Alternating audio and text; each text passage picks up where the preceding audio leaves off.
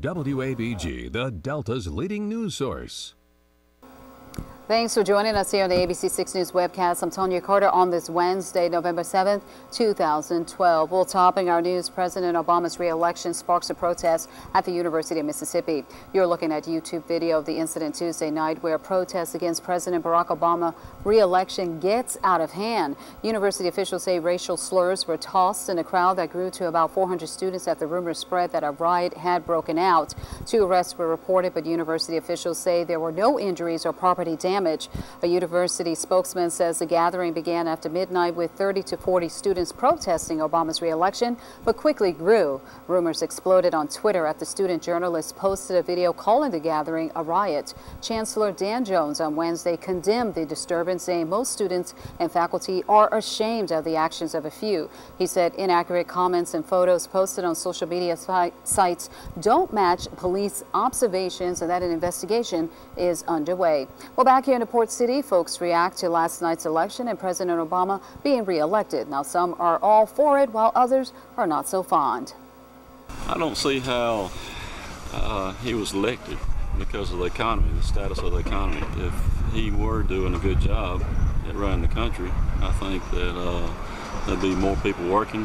Barack Obama, he's just president of the United States, but he can't do nothing if people don't back him up. The members of the Senate, the members of the Congress, they need to do what they need to do.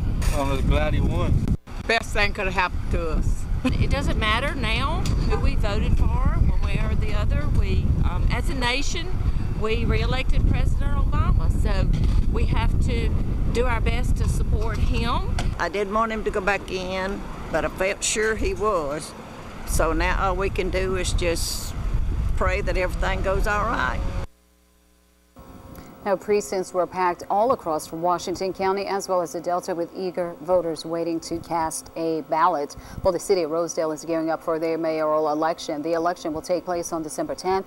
Residents will have 4 candidates to decide from: current Mayor Carrie Estes, Isaac Green, Pamela Tucker, and Leo McGee. Now, Mayor Estes has been in office for 9 years and is the favorite candidate. City Hall says there will be no mayoral debates. Well, the Mississippi Delta National Heritage Area held a regional planning forum today. The event, called The Exchange, was held at Delta State University in Cleveland.